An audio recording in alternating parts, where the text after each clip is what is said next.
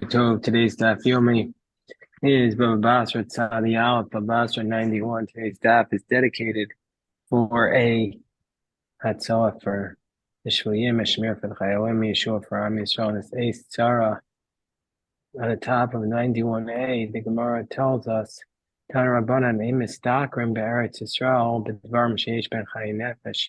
You're not supposed to be a businessman in the lands of Israel with those things that are staples of life to go yeno shmena muslasos, like wine, oil, and flour. What this means is that you're not supposed to buy them to flip them and make a profit just on trading and selling them.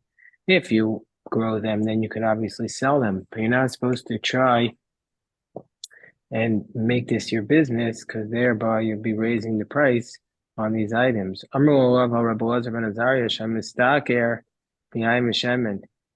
But nevertheless, they used to say about Rabbi Elazar ben Azariah that he did do business with wine and oil. But Yayin several like Rabbi Yehuda ben Beseira. With one, he held like Rabbi Yehuda ben Beseira, who said you could export wine because wine brings frivolity to the world. And so therefore, since wine is bringing tifla, therefore you don't mind that its price goes up on it. And Vishemen, Savra Basra, the Rabbi Elazar ben Azariah, Shliach Mishcha, because there was a surplus of oil in the place where Rabbi Elazar ben Azariah was.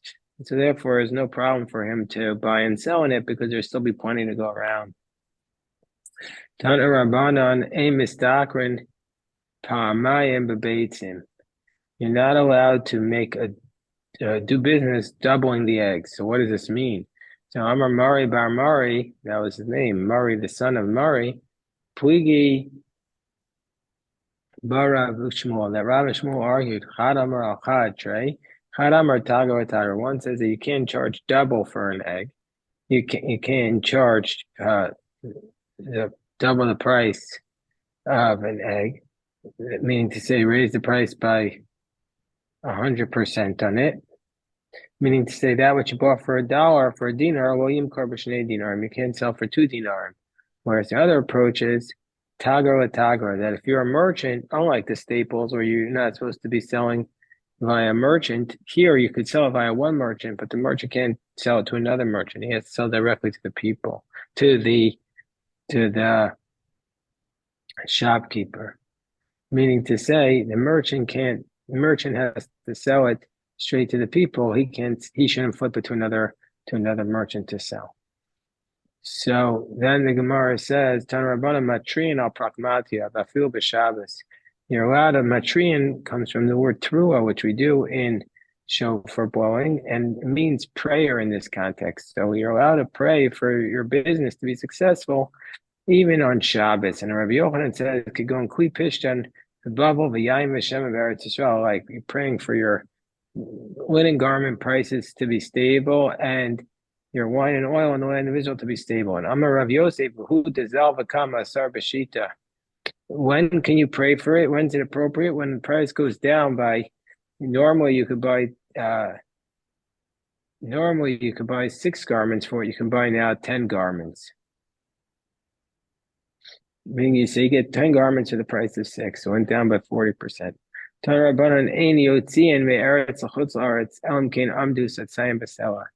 Right, it says you're not allowed to leave the land of Israel for chutz la'aretz, unless now when you buy for a selah, you can buy a seah's worth of wheat, meaning the price went double.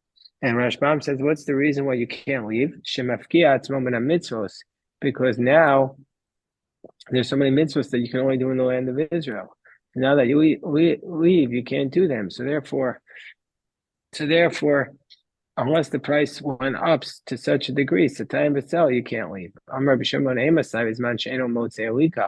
When is this the case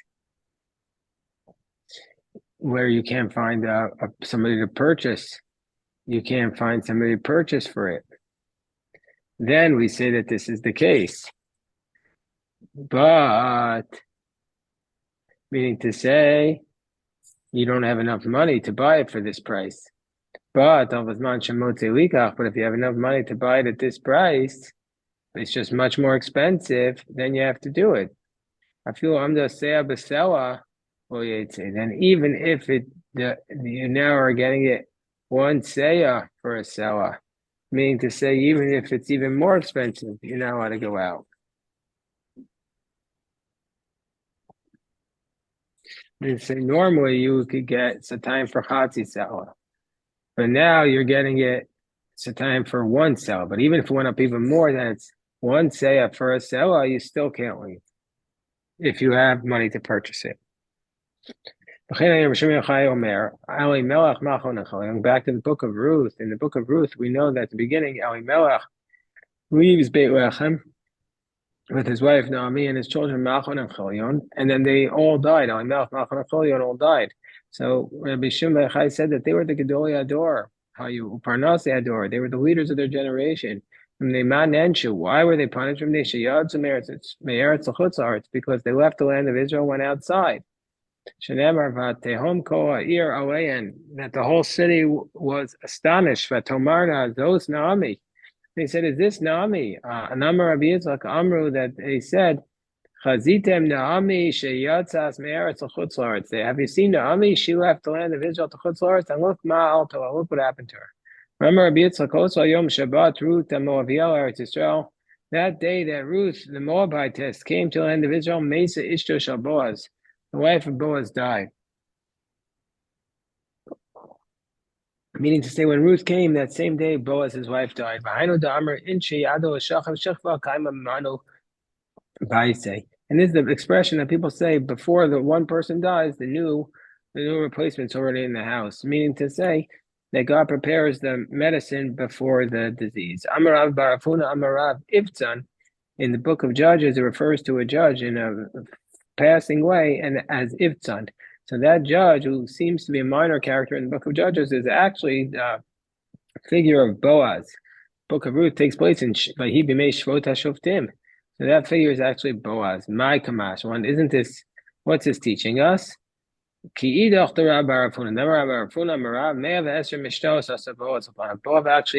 made 120 parties for his children. As states, he had 30 sons and 30 daughters. He sent the daughters out, and he brought in 30 sons. And he judged the Jewish people for 7 years. And each time he did this, each party, for each marriage, he did 2 parties. One for his father, one for his father-in-law. In all these cases, he never invited Manoach. Why didn't he invite Manoach? It says, Kanda Akra. He's a sterile mule. At that point, who's Manoach? He was going to be the father of Shimshon. But at this point, the angel saw him visited Manoach and his wife to tell him that they were going to have a child. So he had no children. And so he said, why should I invite him in my parley? I'm never going to get a return invite. So therefore, excuse me. So therefore, for this reason, he was punished. And so Boaz, because he's never invited Shimshon's father, Manoach, so for this reason, all of his children died. This is why people say, in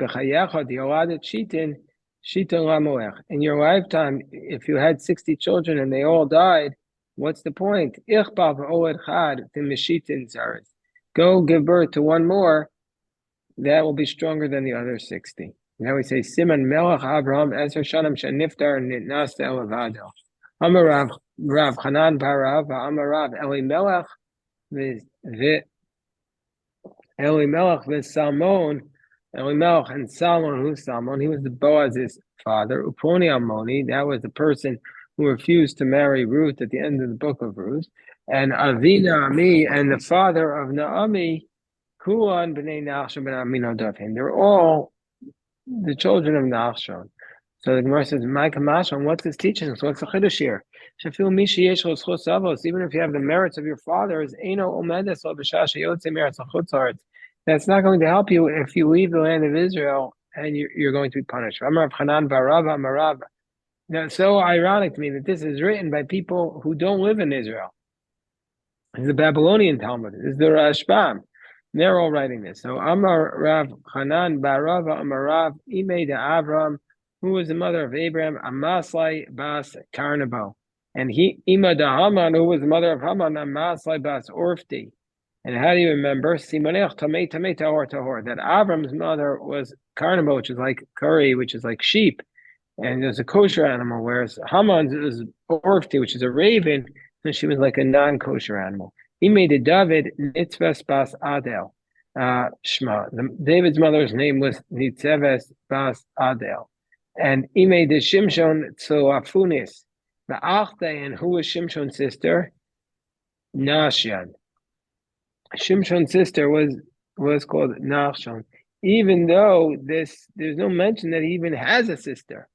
So Rabbi Yaakov Kamenetsky says he wants to make sure that we don't confuse him with another religious figure who was just born to his parents when they had no children, and it was seen as an immaculate conception. So we say, no, he also had a sister.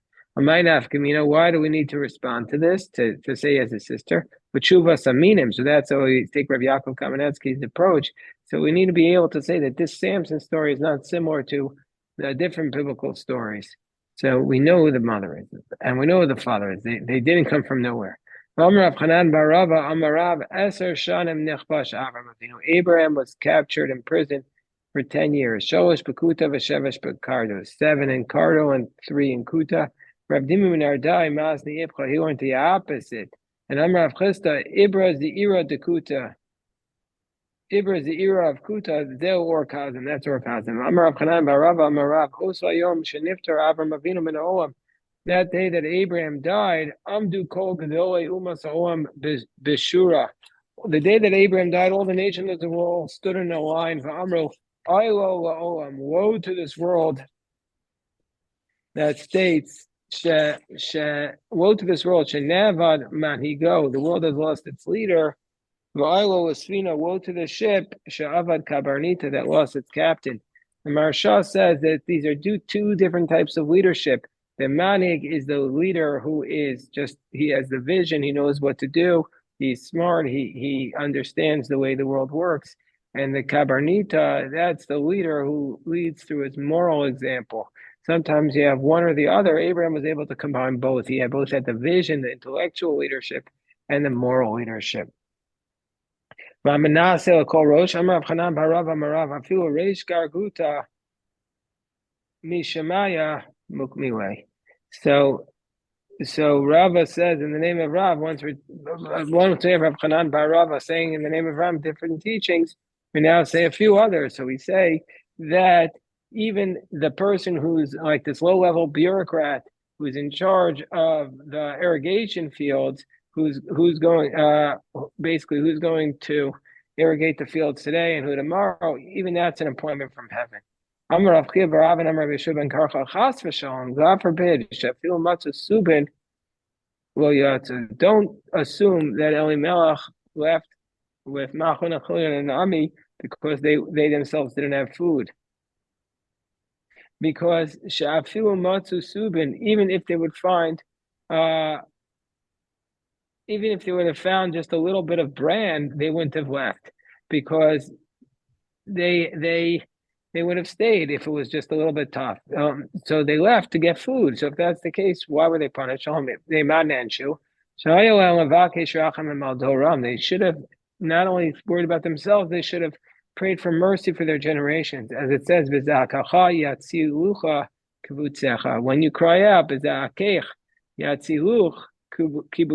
when you cry out, your kibbutz, though, to gather in everybody else will be saved. And since they didn't cry out for their generation, they weren't saved. Amarav Baruchana, Amarav Yochanan, Loshanu Ella, Maus Bezol, Uperis Beyoker. When do we say you're not allowed to leave?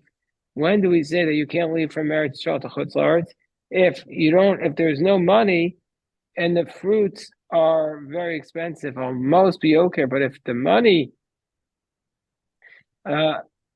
meaning to say, when there's a lot of money and there's no fruits, that's when they say that you can't leave. Avamos be okay, but if there's no money, but meaning to say, if the money is very expensive, meaning it's very hard to find money, but the fruits are down in value, then I feel amdu arba sign besela yotzin. That even if the wheat is you get 4 seah for a selah, I mean, say the wheat is very cheap, you could still leave because what are you going to do? You have no money.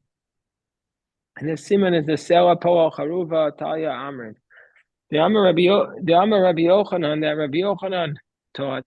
Now I remember I remember a time when there was 4 seah for a selah, and people had big bellies. And the people had very big bellies. So that could be two things. It could mean that they were satisfied, and that's why they have big bellies. Or I can say the opposite. That means sometimes when you're malnourished, your belly is distended. So therefore, it could be either one. And it seems to be that this story could either be supporting the previous statement that you could leave when even though wheat is very cheap, or it could mean it's a story, Maisalis story, that it could be a story to destroy it because it's saying that I remember when they were full. So it could be either one. So hold on.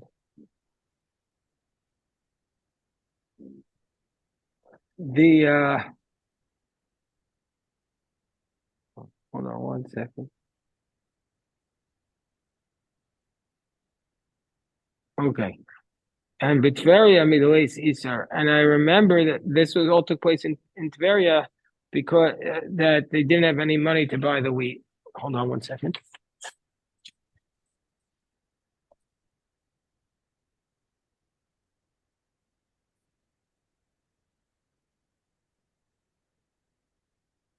Give me 1 second.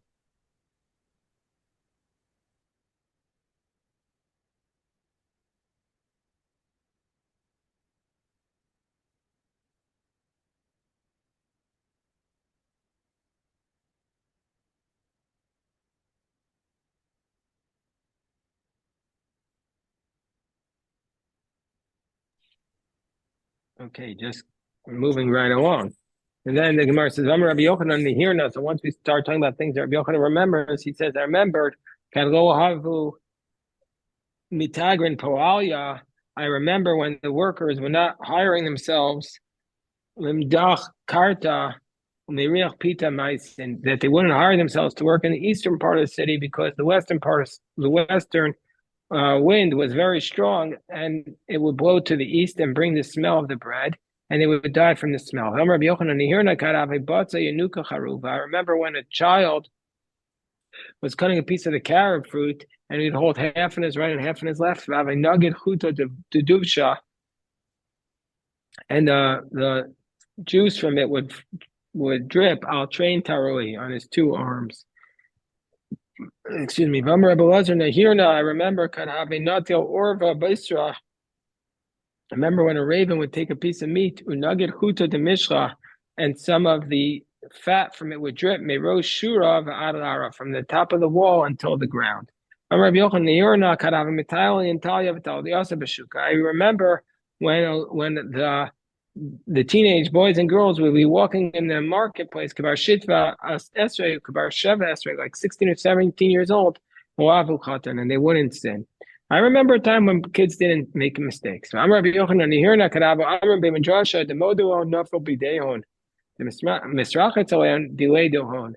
and I remember when they used to say in the Beis Medrash, anybody who admits to them, meaning who admits to the idolaters, is going to fall into their hands. And the one who relies upon them, all this stuff is going to end up being theirs, meaning don't rely on the idolaters. So now we go back to the book of Ruth, Machon and Chalion. It says here that they're referred to as Machon and Chalion. And in Divrei Hayamim, it also calls them, in Divrei Hayamim, it says, V'yokim v'anshei kozeva v'yoash v'saraf asher ba'alul Moab v'yashuvi lachem v'advarim atikim. So in Book of Ruth, it refers to these two men who came with the children of Elimelech as Machon and Chalion. But in the book of Divrei Hayamim, it refers to them as Yoash and Saraf. So what's their actual name? So Rav Ushmuel Chadam are Machon and Chalion Shmon, that their real names are Machon and Chalion. Aminek Rashman Yoash. Why were they called Saraf and Yoash? Yoash and Ityashim and Nagua. They gave up from the redemption. It's so ironic that Machon and Chalion gave up from the redemption, but the redemption was about to come. from their source, from right where they were. The redemption came from their wives. When they died, the redemption started because their wives, Ruth, went and married Boaz. So the redemption came from them, and they gave up on the redemption. He was responsible for he was responsible to be killed. He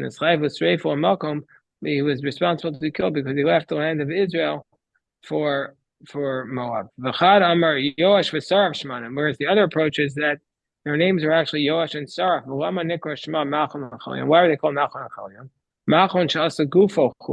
Because he made his body not holy because he left Israel. Because he was responsible, he owed God death because he left Israel. We have a price that supports the approach. It says that their name was actually Machon and Chilion. Tanya Maidach said, "Vayokim anshe Kuziva v'Yoash v'Saraf asher ba'u Moab v'Yashuvi lechem v'advarim atikim." V'Yokim is a reference to Yoshua. Shehikim shvuah anshe Givon. He upheld the oath to the men of Givon who deceived him, but Joshua still kept his treaty with them. Anshe Kuziba, the men of falsehood. Ewu anshe Givon. These are the people of Givon. Shekazbu b'Yoshua.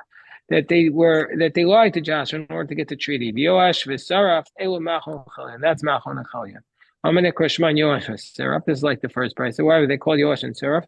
Yoash and its Yashum and Agua, they gave up hope of redemption, and Saraf and its Chayvus Reifo Makom. They were worthy of death, Asher Ba'u Moab, that they came to Moab, and they had relations with Moab. Shanasu Nashu Moabiot, they married Moabite women. V'Yashuvi Lachem. And what does it mean when it says in the pasuk V'Yashuvi Lachem? What does that mean? So that means that's a reference to Ruth. That she returned and stayed in Beit Lechem. What does that mean? Dvarim halo atik yomaya. These things are ancient. Amran. Tichsev matzati David avdi v'ksev shnei benosayach hanimtzaot. So then, continuing along with the verse in Divrei Yamim, it says, Hema yotzrim v'yoshvei nitayim, that these are the ones, it says in the next pasuk in Divrei Yamim, Hema yotzrim, these are the ones, v'yoshvei nitayim ugdeira amelch b'machto yashvu sham. What does this mean? Hema yotzrim. These refers to Bnei Yonadav ben Rachav. Shenatzru Shvuas Aviyam. This refers to the children of Yonadav ben Rechav who guarded the oath of their father not to drink wine or to build houses after the temple was destroyed. Yoshvei Nitaim. This refers to Shlomo Shadomo and Ativa Malchuso. He was similar to a plant. He was similar to a sapling in his kingdom, meaning to say that his kingdom kept growing bigger and bigger. Ugedeira Zeus Sanhedrin's reference to the Sanhedrin. Shegardu Perto Sanchel Israel. They guarded the breaches and the fences of Israel. Imamel Pomachto Yashvu Sham. This refers to Zu Ruth Hamoaviyah. This refers to Ruth. Sherata b'Malchut Shlomo Ben Beno Shel Ben Beno. That she saw in the kingdom of Solomon a grandson to her grandson. Shenemar Vayasem Kisei Le'em Amelch. It says Shlomo made a throne for the mother of the king. V'amar Abu Lazar, this reference to Ruth, Le'ima Shamachos. This is a reference to Ruth, who was called the mother of the kingdom. So the Gemara brings a brayta that discusses the blessings of the crops, because it says, if you guard the mitzvos of the sabbatical year, you will eat from the old crops. Below salmon tone, and you won't have salmon tone. What is my below salmon tone? Rav Nachman Amar below Ritzinta, there won't be any worms in it. Rav Sheshes Amar below Shadifa, you won't be destroyed by the Shidafon, by the Chamtzin, by the heat which will destroy the crops. Tanya Kavasi Rav Sheshes, Tanya Kavasi Rav Nachman, we have a price either way. Tanya Kavasi Rav Nachman, V'achaltam Yashan, Yachol, I might think, I might think the Jewish people will be waiting for the new crops because the old crops were destroyed. No, that's not what's going to happen. It will grow on its own, and you won't need to go and harvest it and dry the wheat enjoy the wheat. So the Bryce is like Reb Nachman, that the blessing is that it won't be destroyed from worms. Tanya Kavasi Rav Sheshes v'chaltem and atvoy yashan yachol Yisrael mitzapel chadash mnei yashan shera. I might think I want the new one because the old crops are bad. Says the verse, "Ad bo tuasa ad shetavo tuasa me'eleh." It will grow on its own, and you won't need to dry the wheat. Meaning to say, like Rav Sheshes, that there won't be a sheet of foam that will stop it. Teaches us that anything that is older, have a yafa is better. I might think it's only by things that it's typical to age, like wheat and wine. And even those things that are not typical, even those things that you might think you shouldn't, everything aged is better. The storage places were filled with the old grains, and the granaries were filled with new grains. We don't know what to do. How can we get rid of the old crops because of the new crops? We need to put the new crops in the old crops. Anything ancient is good. Anything aged is good except for dates, beer, and small fish. You don't want old herring. Old herring, no good. All right, we'll stop here. This is today's beautiful daf yomi hadron alach hamocher sasfina hadron alach hamocher sasfina. We will return to you on mocher sasfina. Thank you.